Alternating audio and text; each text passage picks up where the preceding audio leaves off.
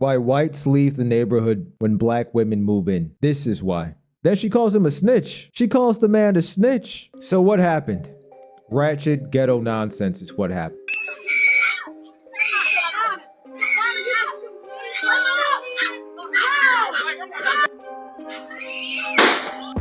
What was that? 10 seconds? 10 seconds and your life has changed forever. Let's go to the aftermath. On Monday, July 1st, when normal people are getting ready to go to work, Joshua Pippens, the victim, Romeo, the 10-year-old boy, and the stepson of the victim, and the mother of the boy, Queen Travonna, the instigator of the violence. Who is Queen Travonna? You're about to meet her. Let's go.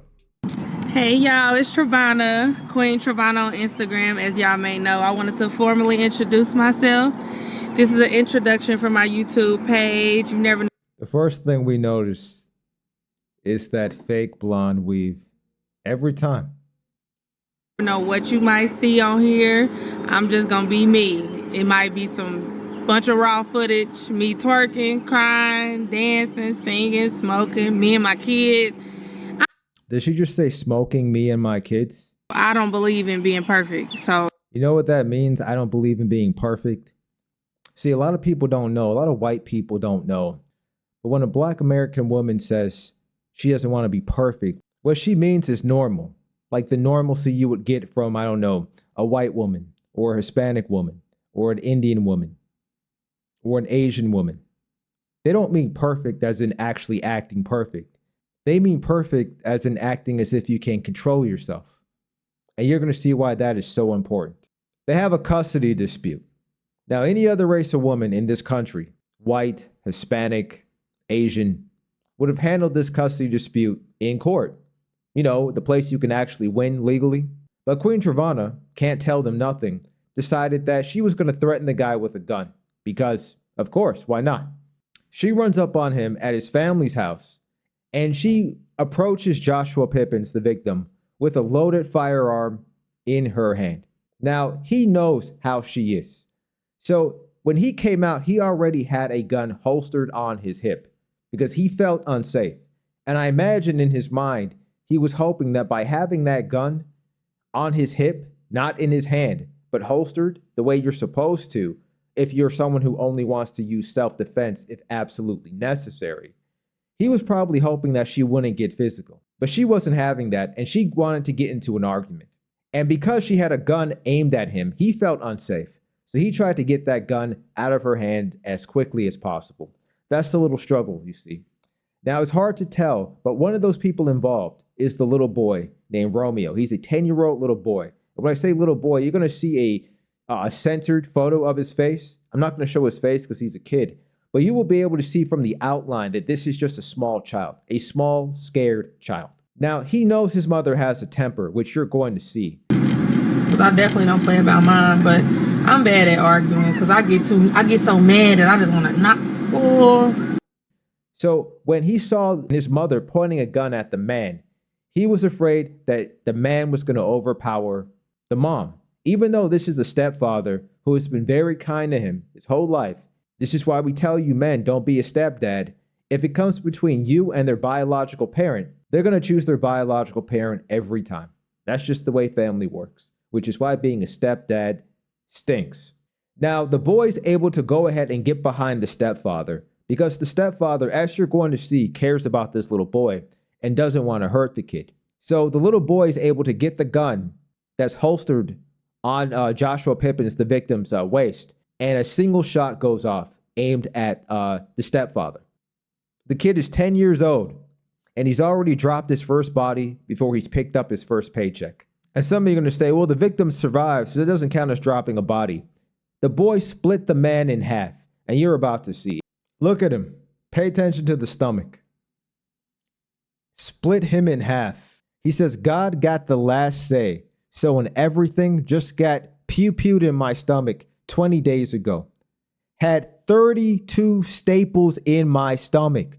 32 staples. I want you to feel your stomach right now. Imagine one staple. Now imagine 32 staples in your stomach. I can't imagine. He says his only problem now is a nerve got hit. and that nerve messed his leg up. Yeah, he got pew-pewed in the stomach, but that's the thing. When you get pew-pewed, it destroys your body. That lead is poisonous, and it hits nerves, causes chronic pain. Now his leg is messed up. This guy looks like a young man, probably in his maybe late 20s maximum. He already has nerve problems. And the thing that they don't tell you about that is that these problems just get worse as you get older. They don't go away. He's going to be suffering from this condition for the rest of his life. Right after he became a victim, the internet immediately tried to ruin this man's image.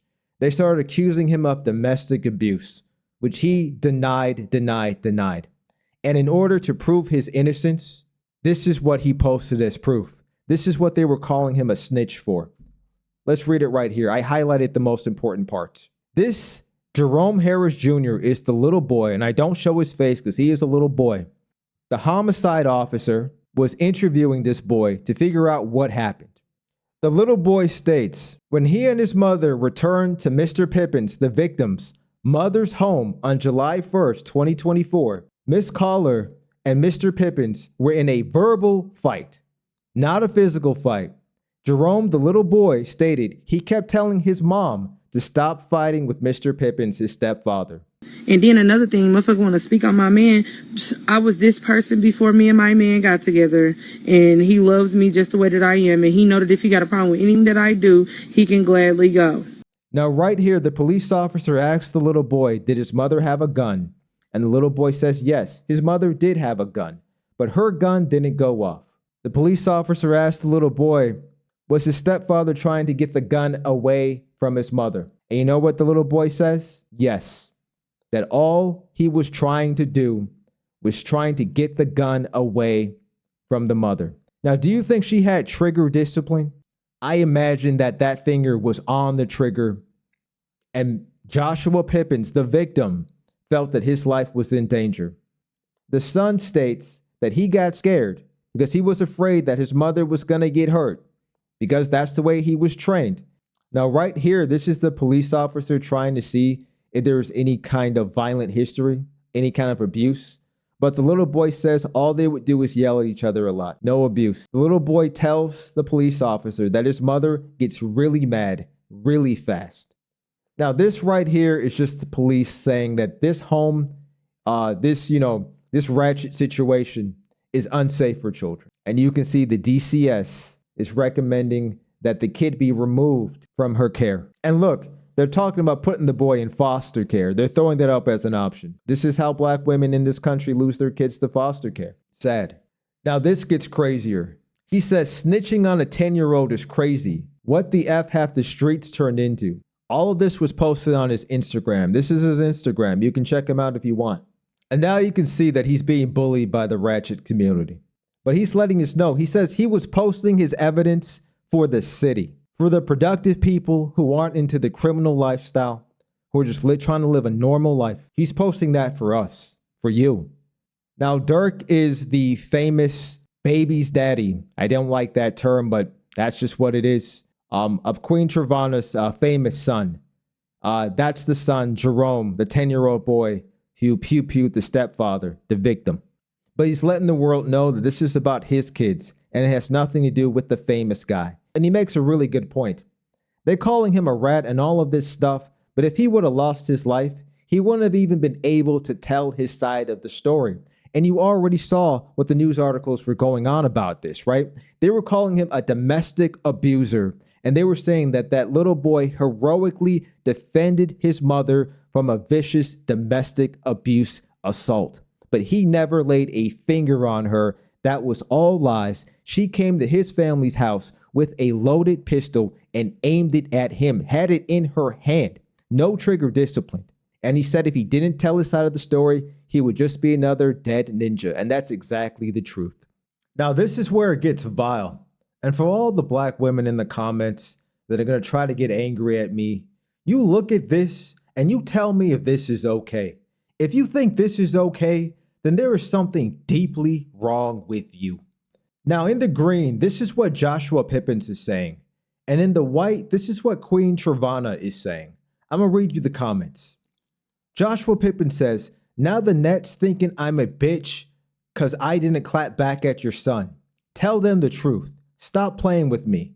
She responds to him, you are a bitch ass ninja. He says, for not clapping back at your son? What is wrong with you?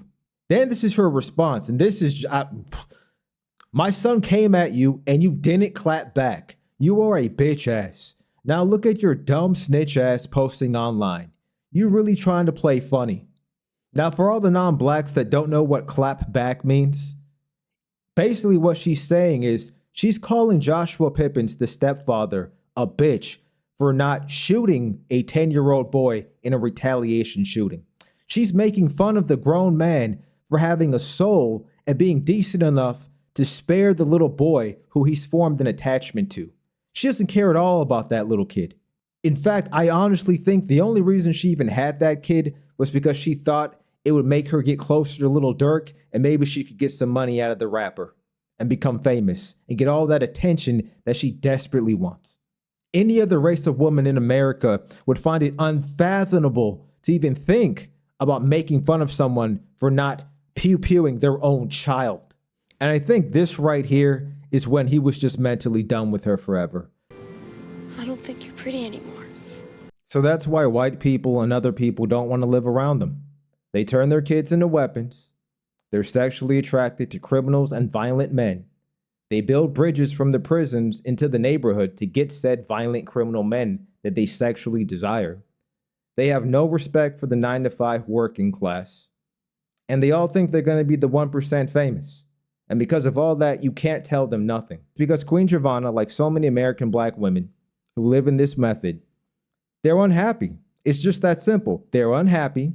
They can't accept stability, a stable, normal life, because accepting a stable, normal life will require them to be happy with who they are, aka happy being black women, and most of them are not happy being black women. They feel like they need to make up for being black by being some magical 1% superstar. That's why they're always copying other people, other groups' style with the fake blonde weaves.